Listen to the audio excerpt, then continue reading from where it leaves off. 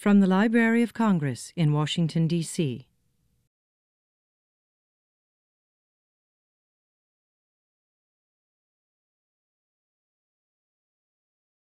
Well, good afternoon. I guess I can say good afternoon. It's a minute or two afternoon. I'm Ralph Ehrenberg, Chief of Geography and Map Division. And it's my pleasure on behalf of the John W. Kluge Center and the Geography and Map Division to welcome you to Chet Van Duzer's discussion of his new book, Sea Monsters on Medieval and Renaissance Maps, recently published by the British Library. The John W. Kluge Center brings together scholars and researchers to study and learn about the library's rich resources through fellowships and public programs such as this one. I encourage those of you who have not done so to sign the Kluge Register and to learn more about future Kluge events and fellowships. Travis Hensley, Program Support Specialist, is here to help you if you have any questions. Travis is in the back. Chet was a Kluge Fellow in 2012, which provided the support for his study of Martin Waldseemüller's Carta Marina of 1516. This research formed the basis of his book, Seeing the World Anew, the Radical Visions of Martin Waldseemüller's 1507 and 1516 world maps, which Chet co-authored with John Hessler. And we do have copies in our bookshop, and I strongly recommend you to buy one if you haven't. It's a beautiful work. Chet has written and lectured extensively on medieval and Renaissance maps and cartography. He has published nearly 30 articles in journals such as Imago Mundi, Terra Incognita, and Word and Images, and lectured in most of the major research centers and libraries in the United States and Europe. He is also the author of Johann Schoner's Globe of 1515, Transcription and Study, published by the American Philosophical Society in 2010, the first detailed analysis of one of the earliest surviving terrestrial globes that include the New World. I'm also pleased to announce that Chet has recently joined the Geography and Map Division, primarily to process our Waldseemüller archives and to edit the publications of the division's two conferences that were devoted to Martin Waldseemüller and his world maps. I'll now ask Chet to take the podium and tell us about sea monsters in medieval and Renaissance maps. Chet.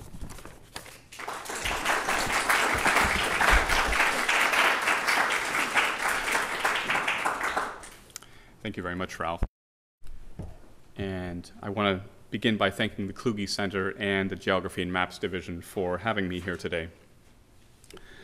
The subject this afternoon is a fun one: the sea monsters on medieval and Renaissance maps.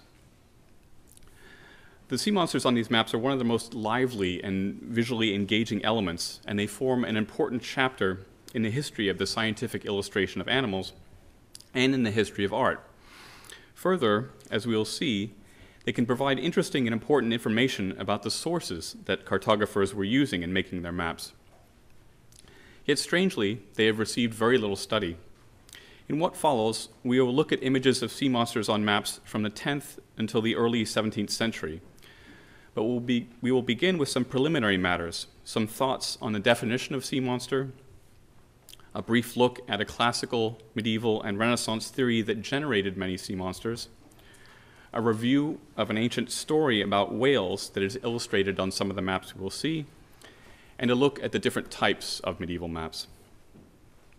So I'll begin with what is a sea monster. The word monster is notoriously difficult to define, and indeed some of the definitions offered by medieval authors are contradictory. While many authors, both classical and medieval, define a monster as being in some way against nature, for St. Augustine and Isidore of Seville, a monster was a part of God's plan, an adornment of the universe that can also teach about the dangers of sin. The 13th century writer and theologian Thomas of Cantimpré, in his encyclopedia titled On the Nature of Things, singles out rarity and large size as two of the distinguishing characteristics of sea monsters. But I think we would all accept that some creatures that are not very large can be monsters. For the purposes of this talk, a sea monster will be defined as an aquatic creature that was thought astonishing and exotic, regardless of whether it was real or mythical, in classical, medieval, and Renaissance times. I also want to emphasize how the idea of what a monster is has changed over time. Today, when we see a picture of a whale, for example, we see a mighty and intelligent animal that is to be protected, and the same is true of walruses. Yet these creatures were considered monsters in the Middle Ages and Renaissance, and we see here a map from 1595 on which a walrus is explicitly identified as a monster. It is interesting to think about how our definitions of what is monstrous might change in the future. A number of the sea monsters that appear on medieval maps are hybrids, such as the aquatic lion that we see here. And the source of many of these creatures was the ancient and medieval theory that every land creature had its equivalent in the sea. This theory, which is mentioned by Pliny the Elder, Isidore of Seville, and Gervase of Tilbury, among others, is illustrated in a number of Roman mosaics, such as this one here. We have the aquatic goat, and here an aquatic eagle, which is quite an unusual combination. And so this theory is illustrated not only in Roman mosaics, but also on a number of the maps we will be seeing. And it was a fertile generator of exactly this type of hybrid sea creature.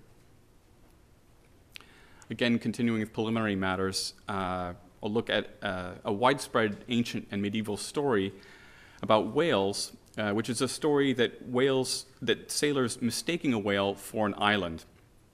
The story first appears in the Physiologus, which was written in the 3rd century AD. The book consists of brief stories about animals, birds, fantastic creatures, and some stories, some about stones and plants as well, each provided with a moral interpretation. The chapter about the whale says that the whale has the appearance of an island, and sailors fix stakes on the supposed island, tie their ship, and descend upon the island, and light fires to cook food. When the whale feels the burning of the fire, it plunges into the depths of the sea and carries with it the ships and all. The moral is that if one puts one's faith in the devil, one will be carried by him to the depths of hell. Variants of the story are illustrated in medieval bestiaries, as we see in this image.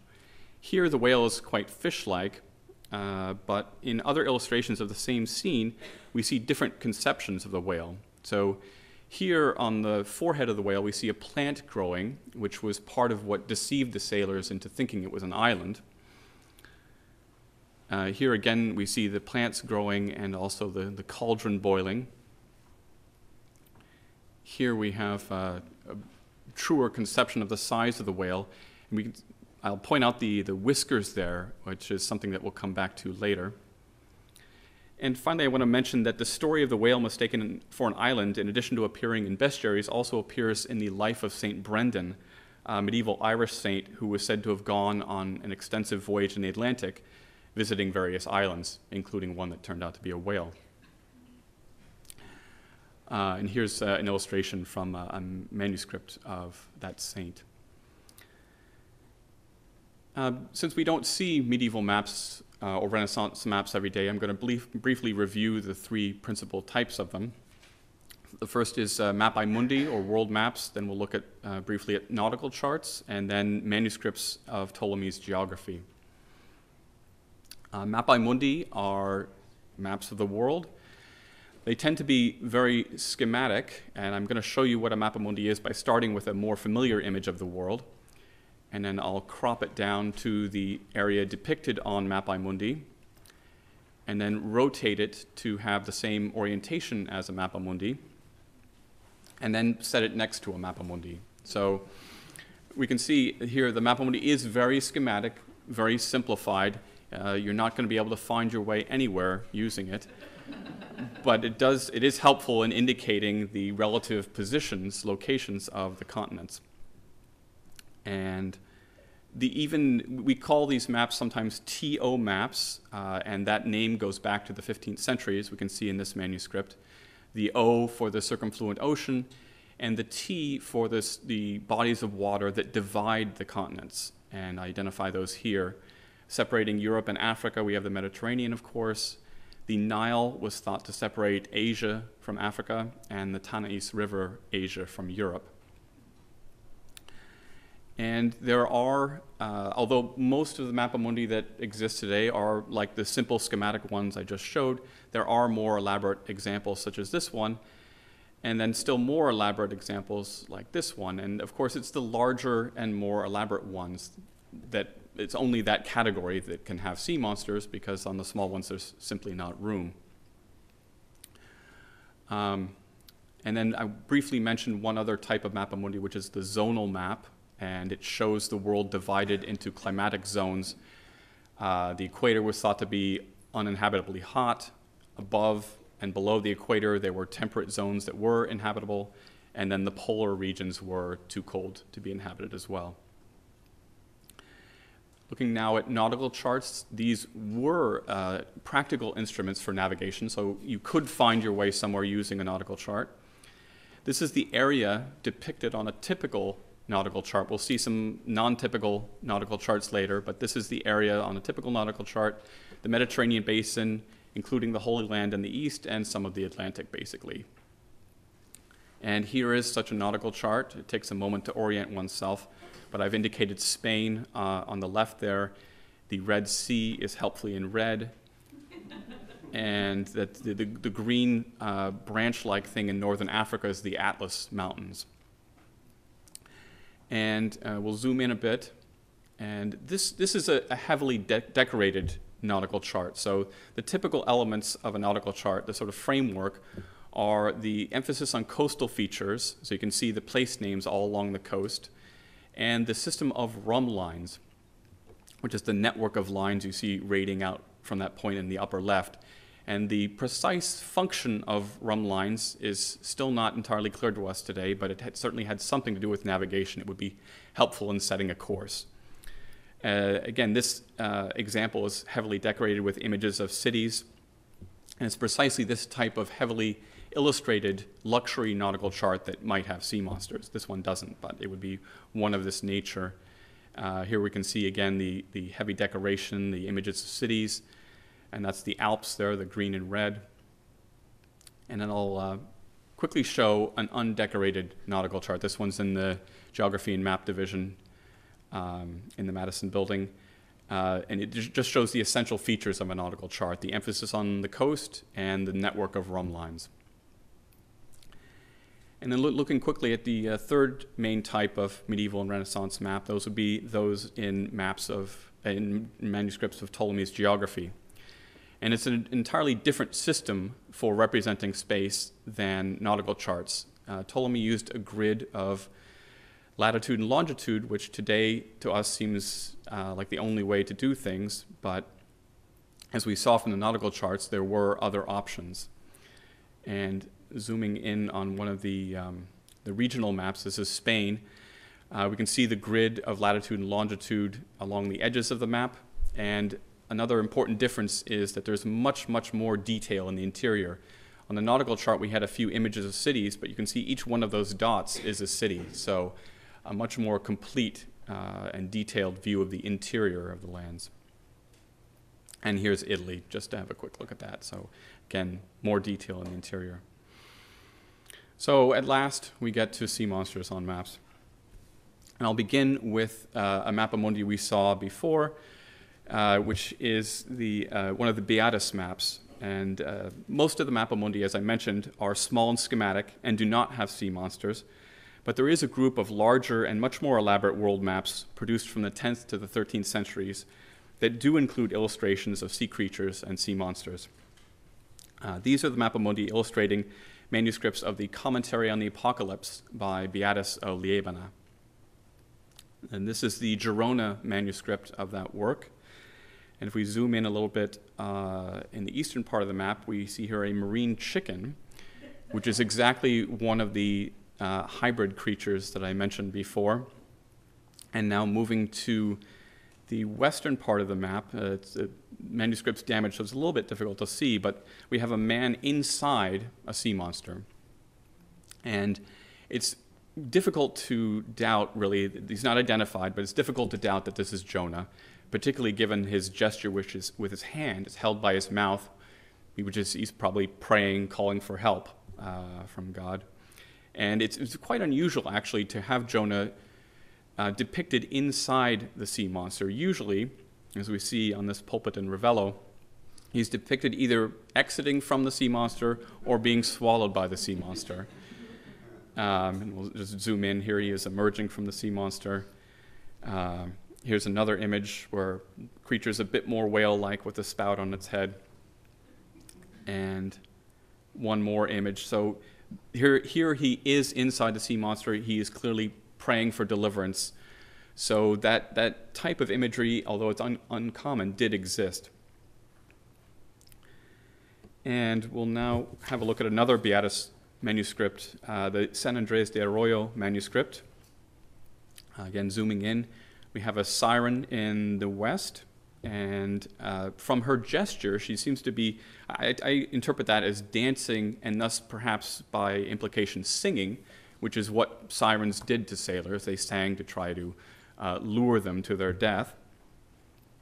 And then looking at the western edge of the map, we have some sort of vague sea dragon on the left. In the middle, a man wrestling with two large sea serpents, which is reliably identified as a personification of ocean. And then on the right, a starfish. And the location of the starfish on this map accords very well with that ascribed to the creature by the medieval encyclopedist Thomas of Cantimpré, who says that the starfish lives in the Western Ocean. The map was made in the 13th century, after 1248, and thus not long after Thomas finished his book. And it seems likely that the starfish in the Western Ocean represents the influence of Thomas, since there was not an earlier source that ascribes that location to the creature. And thus we have here an example of a cartographer making use of the most recent information about sea monsters in the creation of his map. We may not think that the starfish is particularly realistic, but he was doing the best he could. This is the world map in the Manchester manuscript of Beatus's Commentary on the Apocalypse. And unfortunately, it's difficult to get much contrast out of the image because it's black on dark blue. But it has a remarkable group of sea creatures in the southeastern part of the circumfluent ocean, that is, the part most distant from Europe, the most exotic realm of the world as far as Europeans were concerned. We have a large siren grabbing a sea serpent with her hand, while a fish nibbles at her tail, and a long sea serpent with a feline head is eating the fish, which is nibbling on the siren. And these chains of animals biting each other are not uncommon in medieval art, but I know of no similar group in any other Beatus map, or indeed in any other medieval map I've seen. So this group of monsters shows that the artist who made this map was free to innovate, rather than just copying the sea monsters on an earlier map of this group. The map also clearly demonstrates the savagery of the outer ocean and its monsters. Moving on from Beatus maps, this is a mappaemundi made in about 1180, and it presents a striking vision of the circular disk of the Earth, divided into climatic zones, cold at the poles, hot at the equator, surrounded by an enormous serpentine monster which is devouring its own tail. And beyond it, in the ocean, there are 4 hybrid sea monsters with human heads and fishy bodies and tails. The monster encircling the world is intended to represent the biblical Leviathan in the outer ocean. On this mappaemundi, the sea monsters are not only encircle and thus contain the Earth, but also dominate the image visually. The details of the Earth's climatic zones seem insignificant compared to the presence of these enormous monsters. The Church of St. Martin in Zillis, Switzerland, which dates from the mid-12th century, has a ceiling that consists of 153 painted panels depicting scenes from the Bible and from the life of St. Martin. In each of the 4 corners of the ceiling, there is an angel holding 2 trumpets, clearly inspired by St. John's vision of 4 angels standing on the 4 corners of the earth in Revelation 7:1. Further, the water depicted along the 4 edges of the composition is certainly intended to represent the circumfluent ocean, so that the ceiling, although not a map in the modern sense of the word, is an image of the world as a stage for the playing out of Christian history. And the ocean surrounding the earth in the ceiling at Zillis abounds with sea monsters, including a particularly large number of hybrid creatures.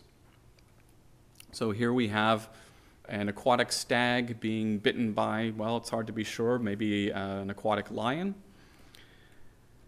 And here we have what's more clearly an aquatic lion eating an aquatic chicken, if you see the large tail there of the chicken.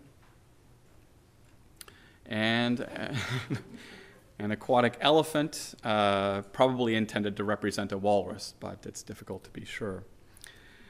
On this ceiling at Zillus, the sea monsters certainly indicate that the edges of the world are full of exotic wonders and dangers, and they may also allude to the diversity and fullness of God's creation. We'll move on now to sea monsters on nautical charts. On the nautical chart of 1367 by the Pizzigani brothers, there are two ships in the North Atlantic near the western edge of the map. One of the ships is being attacked by a huge octopus, which is pulling a sailor over the side, while a flying dragon carries away another of the mariners. And a legend explains that while these ships were going to port, dragons and octopuses came and carried away men from the ship and bore them into the sea and left the ships empty. I have not been able to determine the source of the story about the flying dragons, but we can identify the likely source of the octopuses attacking the ships. Thomas of Cantimpré, in his encyclopedia titled On the Nature of Things, says that the arms of the polyp, or octopus, are so strong that they can pull a mariner from a ship into the sea and then eat him. Thus, the Pizzigani brothers took some of their information about sea monsters, directly or indirectly, from a scientific source, the Encyclopedia of Thomas of Cantimpré, which was completed about a century before they made their map. The information about and the images of the sea monsters on the Pizzigani map vividly illustrate the perceived dangers of navigation in the Atlantic. Here we have another nautical chart, the Catalan Atlas, made on Mallorca in 1375. It is one of the most elaborately decorated nautical charts that survives today. There is a beautiful siren in the Indian Ocean, and this distant and exotic ocean is a common venue for sea monsters on maps. And then in the Persian Gulf, there are two naked men in the water gathering what seem to be colored rocks, and two well-toothed sea monsters swim away from them. A legend to the northwest explains that these men are pearl divers and says that they use magic spells to keep the sea monsters away. If they do not say the spells, the sea monsters will eat them. So this represents an unusual case in which humans have some control over and protection from sea monsters. Here we have a nautical chart by Mejía de Viladestes made in 1413. It has a whaling scene in the North Atlantic that is the earliest I know of on any map. I'm going to zoom in a little bit here. We can see the British Isles there to the lower right, so the whaling scene is to the northwest of that.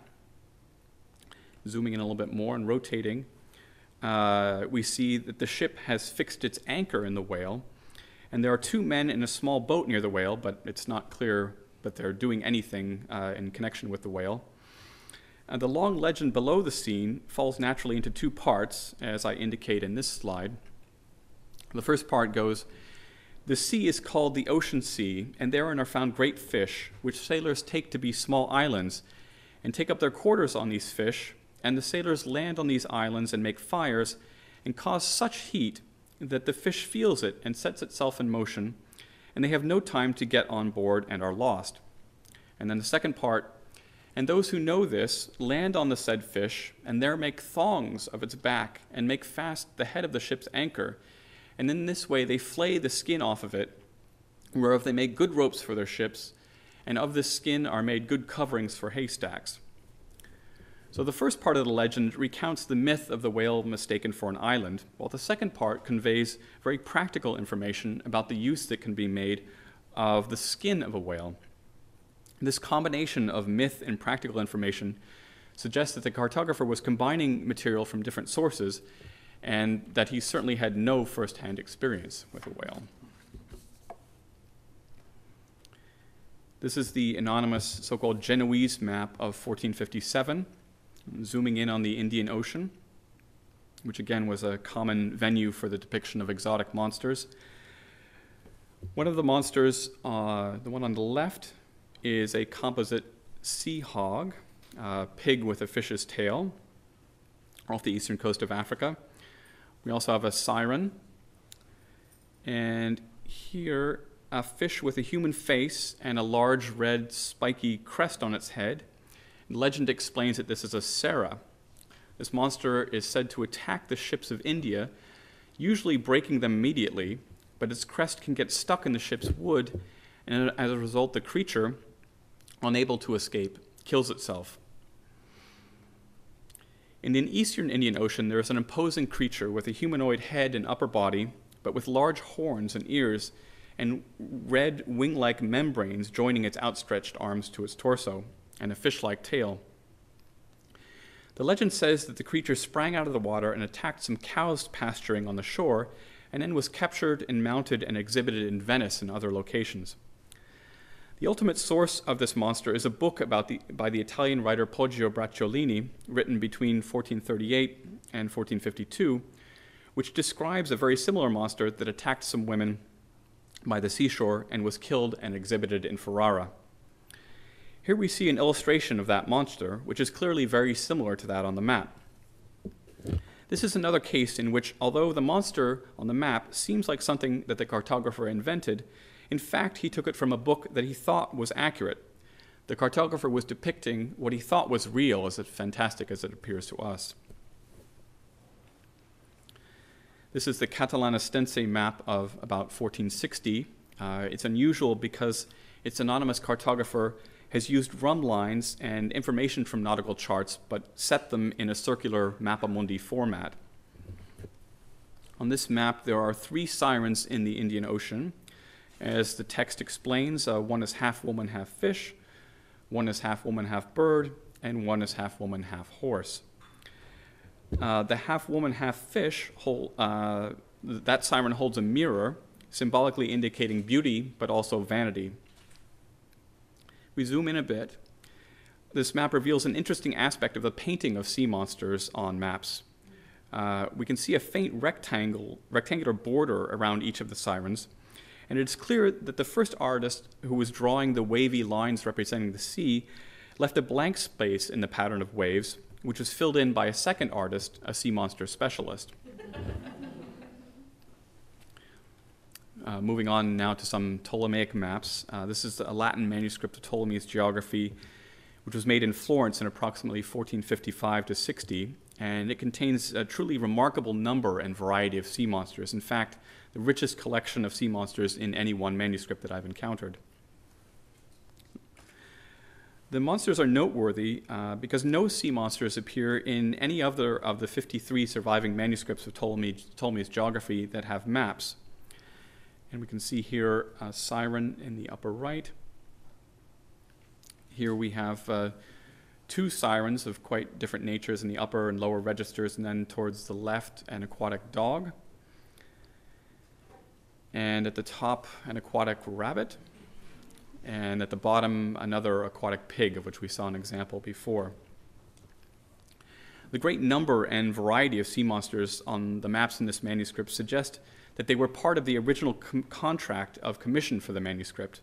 That is, the sea monsters were in all likelihood an extra cost option chosen for inclusion by the person who was paying for the creation of the manuscript. So it took time and skill to paint these sea monsters, and it was something that was paid for in all likelihood. This is Piri Reis's map of 1513. Piri Reis was a Turkish ship captain and cartographer who lived from about 1470 to 1555. In a text on the map, he says that he made it by combining information from 20 different maps, including medieval mappaemundi, Arabic maps, Portuguese nautical charts, and a map by Christopher Columbus, no less. Here is a detail of the scene with the whale on the map, which is another illustration of the story of the whale mistaken for an island. The legend confirms that in this case, the image illustrates the story of St. Brendan. The legend runs, "It is said that in ancient times, a priest by the name of St. Brendan sailed through the 7 seas. He is said to have landed on this fish, thought it was dry land, and lit a fire on this fish. When the back of the fish began to burn, it plunged into the sea. The people re-embarked in their boats and fled to the ship. This event is not reported by the Portuguese infidels. It was taken from the ancient mappaemundi. In fact, this image on Piri Reis's map, on a Turkish map, is the earliest surviving representation of the story of St. Brendan on a map. And although the cartographer says that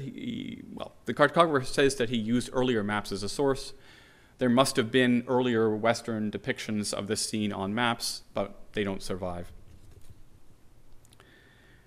Moving on now to the sea monsters of the Renaissance. The transition from the monsters of the Middle Ages to those of the Renaissance can be seen with remarkable clarity in two important maps on permanent display here at the Library of Congress. This is Martin Waldseemüller's world map of 1507, the first to apply the name America to the New World. It does not include any images of sea monsters, but it does have several texts about sea monsters in the Indian Ocean. These texts come from medieval sources and quite naturally describe the monsters as dangerous, so that they would be understood as hazards to navigation. They would discourage navigation in the Indian Ocean. This, on the other hand, is Waldseemüller's Carta Marina of 1516, produced just 9 years later. On this map, Waldseemüller has abandoned the medieval texts about sea monsters from his 1507 map, but illustrates one sea monster off the southern tip of Africa. This is an image of King Manuel of Portugal riding a sea monster, and in artistic terms, it is the first truly Renaissance image of a sea monster on a map. The monster is drawn in 3 dimensions and is shown as being in motion, in contrast to most medieval sea monsters. But this is also a Renaissance image in another sense. While the sea monsters on Waldseemüller's 1507 map are dangerous and would thus discourage navigation, the image on the Carta Marina shows a human being controlling a sea monster, and thus boldly proclaims human mastery over the dangers of the sea, and by extension, dominion over the oceans themselves. The ocean is no longer thus so much a place of danger as an element that can be conquered by humans, and across which trade can be conducted. These two maps and their sea monsters, made just 9 years apart, reflect a transition from a medieval to a Renaissance conception of the ocean. This is Olaus Magnus's Carta Marina of 1539. This happens to be a 1572 printing of the map. Olaus Magnus was a Swedish historian and geographer who lived from about 1490 to 1557. And this map of Scandinavia and the Norwegian Sea and the North Sea was published in 1539, and in 1555 he published a book called The History of the Northern Peoples that supplies more detail about some of the creatures depicted on his map. Zooming in a bit, we can see that the Norwegian Sea is densely populated with a great variety of sea creatures and sea monsters. The images of the monsters on this map are quite original, and they were by far the most influential images, such images of the 16th century. We'll see evidence of their influence shortly. Zooming in to see a few examples, and I quote here the descriptive text from his book. For this whale, he says, "The spouter or leviathan is 300 feet long. In order to destroy sailors, it often rises high above the yardarms of vessels and spurts forth the waves it has sucked into the tubes above its head." Another very similar creature, and he explains that sometimes it is not satisfied with doing mischief to a ship merely by showering water on it. It throws itself onto a ship's prow or stern and presses on it till the vessel sinks down and becomes submerged, or fiercely overturns it with its back or tail as if the craft were some small dish. Describing two more very similar sea monsters, he says that voyagers to India confirm the enormous size of these brutes and say that the sound of shouting and trumpets repels and disperses them. So this is another case where we have some advice about how to try to repel sea monsters in case you're attacked by them. And that's evidently a trumpet there on the stern of the ship rather than a gun. And here we have an image of the Ziphius, which is eating a seal while it itself is being gnawed on by another sea monster. And Olaus Magnus says that the Ziphius has a ghastly head like that of an owl, a back that is tapering, or rather raised into the form of a sword, and a sharply pointed beak.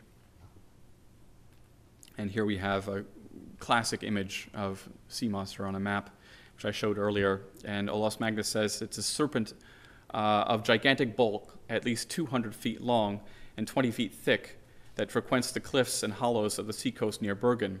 It assaults ships, rearing itself on high like a pillar, seizes men, and devours them. A colleague of mine, Luigi Deana, has given an interesting explanation of the many sea monsters in the Norwegian Sea on Olaus Magnus's map.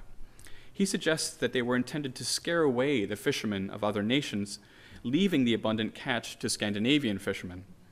If this suggestion is correct, it represents a unique use of sea monsters for economic motives. This is Gerard Mercator's terrestrial globe of 1541, one of the most important of the 16th century. And this is a sea monster from that globe. It may look familiar because Mercator took the sea monsters on that globe from Olaus Magnus's map, which had been published just 2 years earlier. So if we set them side by side, again, the major difference is that they're reversed left to right, but there can really be no doubt about the source. And looking at another sea monster from the globe, again, Mercator has removed the ship from the image, but in all other respects it's very similar. And so this globe not only provides evidence for the influence of Olaus Magnus's map, but also shows Mercator's interest in using the most recent sources available to him for the sea creatures on his maps and globes. This is a manuscript map from 1546. It's anonymous. It was made in France by a member of the so-called Dieppe School of Cartography. It contains a large and diverse collection of sea monsters, including the first realistic whaling scene on any map, the first sawfish on a map, but also a sea dragon that seems based on medieval imagery. So it's quite a various collection. This is a detail of the North Atlantic between Newfoundland and Labrador, and we see 5 men in a small boat harpooning a whale. We are no doubt to understand that they came from the ship nearby. Zoom in a little bit.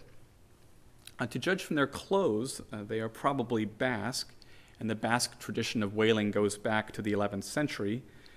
The whale has 2 harpoons sticking from its back, and quite curiously seems to have wings, and also what looks like a large mustache. The mustache is no doubt the cartographer's attempt to portray baleen, which the Basques commonly referred to as barbas de ballena, or beards of the whale.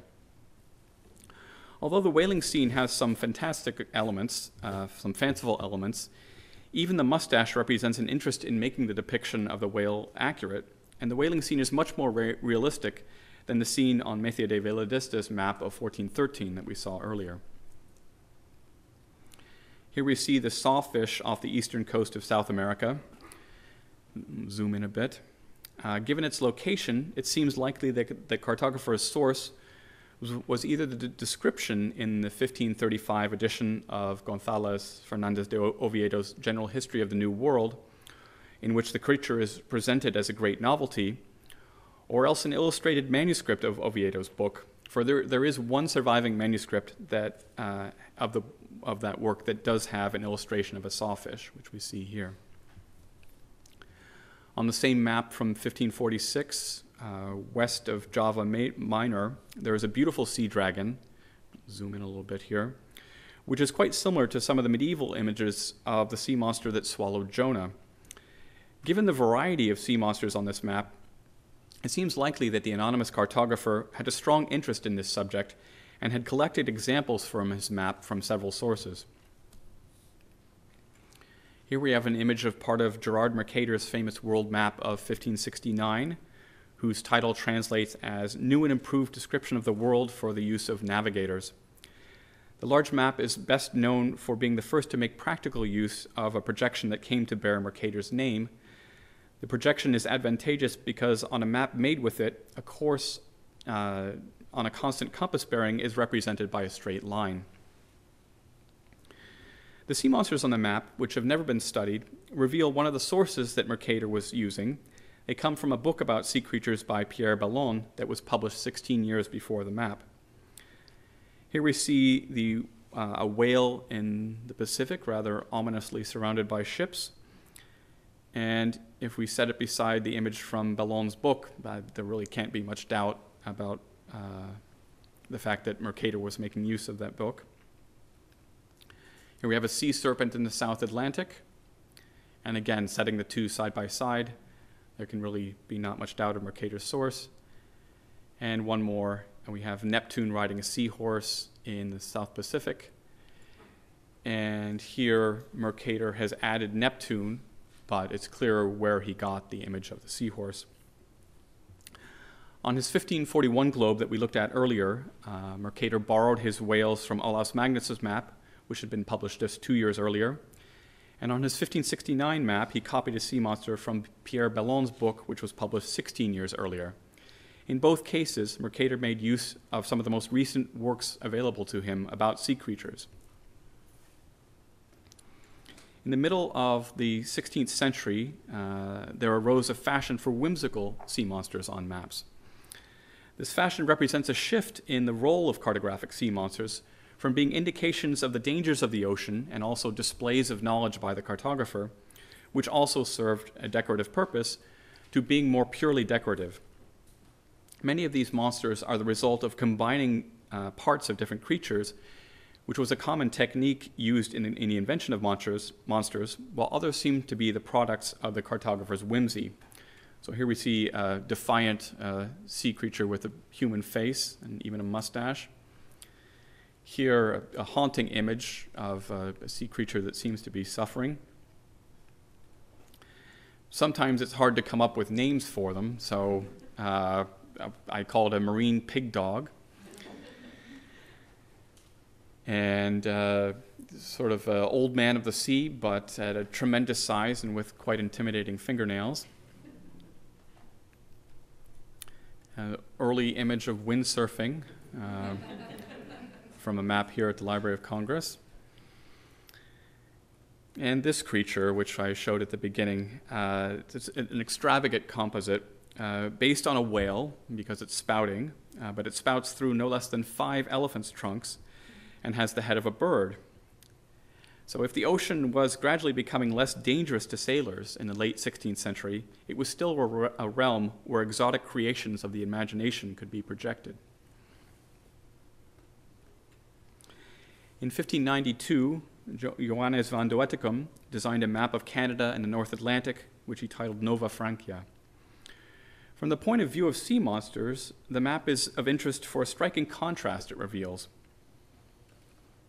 In the Atlantic, it has some fantastic depictions of whales that derive, probably indirectly, from Olaus Magnus, while near the lower edge of the map, there is an inset scene that shows naked and half-naked men, possibly Basque to judge from their helmets and boats, throwing spears or harpoons into one whale, while others flense a whale further up the beach. In fact, the realistic whaling inset is copied from a plate published in 1582. The 2 whales in this inset look entirely different from and are much more lifelike than the whale-like creatures in the Atlantic. Thus, this map uses 2 different iconographical traditions of whales, one older and essentially mythical, the other more recent and realistic. Here you can see them both together, the fantastic whales in the Atlantic and the more realistic ones in the inset. In 1621, Honorius Philoponus published an account of the Benedictine missionaries who accompanied Columbus on his second voyage to the Americas. The book is part history and part fantasy and contains curious illustrations, including this map of the North Atlantic. We see here again a representation of St. Brendan mistaking a whale for an island, and in this case, his men are celebrating Mass on the whale's back. The whale is clearly inspired by those of Olaus Magnus's map, and thus, in the 17th century, not only Olaus Magnus's sea monsters, but also the myth of St. Brendan still had a hold on people's imagination. Yet the age of sea monsters on maps was beginning to come to an end. Just 4 years later, a very different and much more pragmatic and realistic map with images of whales was published. Here we have Thomas Edge's map of Greenland, by which name he actually means Spitsbergen. This confusion of names was common in the 17th century. The map was made in 1625 and has vignettes of the Arctic whale fishery around its edges. Although the images are in a very simplistic artistic style, they are remarkable as they illustrate all of the methods involved in catching and processing a whale. And so this map shows the captain of a whaling ship both where to go and the fundamental steps of how to do his job. So we see here harpooning the whale, towing the dead whale to a ship, flensing the whale, removing the blubber, landing the blubber and cutting it up, boiling, filtering, and barreling the blubber, cleaning and scraping the whale fins, as they're called above, i.e. the baleen. And the baleen of whales was used in corsets, hoop skirts, and buggy whips at the time. We have seen depictions of whaling in earlier maps, but I would suggest that in this map, Thomas Edge shows the whale in a different light. Here, the mighty Leviathan is perceived as an object of economic exploitation and has lost much of its monstrosity. The different images of whales on de Wettecom's map of 1592, some fantastic and others realistic, together with the contrasting images of whales on Philoponus' 1621 map and Thomas Edge's map, clearly show that the late 16th and early 17th century was a time of transition for sea monsters on maps. As the 17th century progressed and as navigational technology improved, sea monsters became less and less common on maps, and this chapter of the history of the illustration of sea creatures gradually closed. But rather than end on that sad note, I'll finish with images of three of my favorite sea monsters, three of the aquatic marvels that appeared on maps during the centuries that cartographic sea monsters held sway. This first is a potent image of the danger of the sea from the ceiling at Zillis, Switzerland. This composite monster has the head of a dog, the torso of a man, and the tail of a fish, and demonstrates total control over his poor human victim. The second is another composite sea creature, this one of pure whimsy, in a book of maps from 1572. We see the head of an elephant, the body of a bird, and impressive spikes jutting from its back. So, again, pure fantasy. And the third shows a huge sea monster preparing to bite the stern of a galley in the Mediterranean, while sailors try to fend it off with spears. To this otherwise dire scene, a note of humor is added by the creature's enormous and elegantly curved eyelashes. Thank you very much.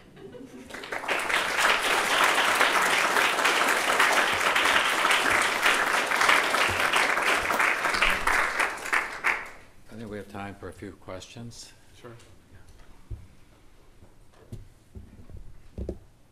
Yes. Is there any relationship on the maps between hazardous sea conditions and locations of monsters? Not that I've seen. Not that I've seen, yeah. One might think so, but I haven't seen any evidence of that.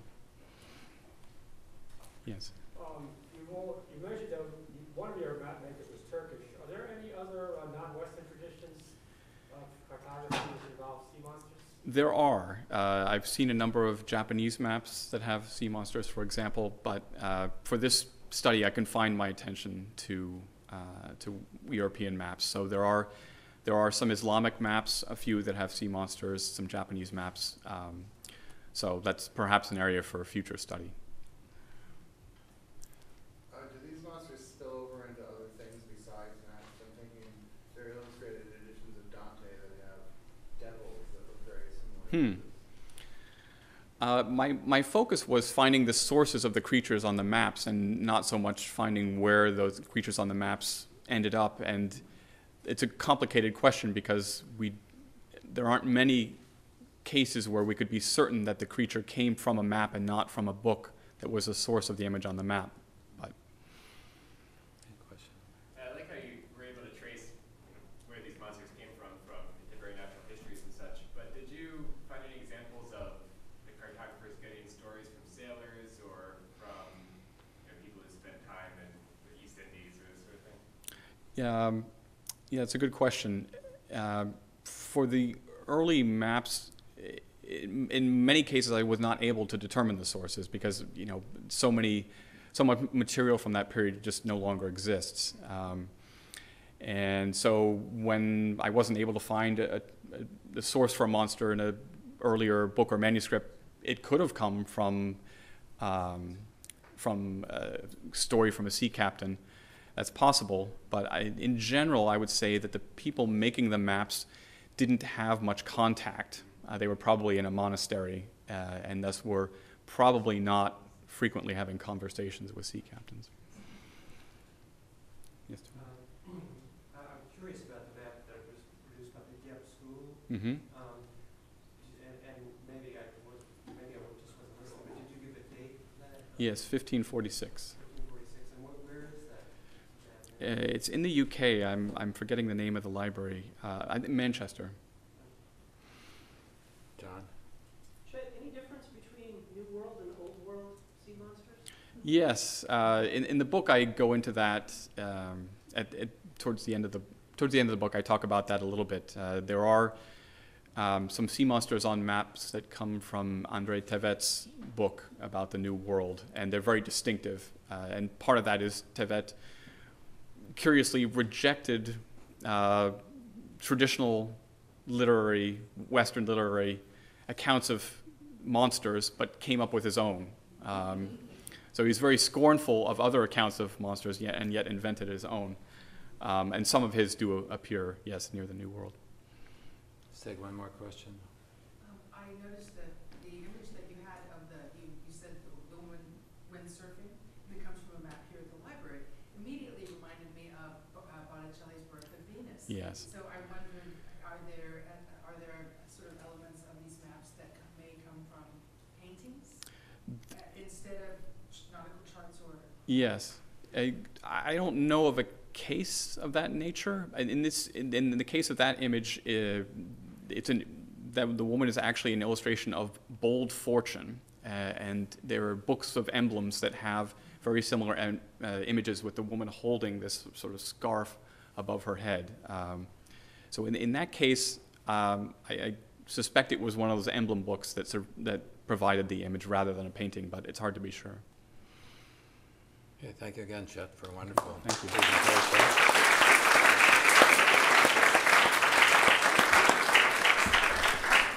Chet's book is available for purchase at the entrance, and I'm sure he'll he'll autograph it for you. And I'd also like to remind you, those who are interested in keeping up with the Kluge programs, to register over on this table. Travis will help you if there are any questions that you have. Thank you again for attending. Thank you. This has been a presentation of the Library of Congress. Visit us at loc.gov.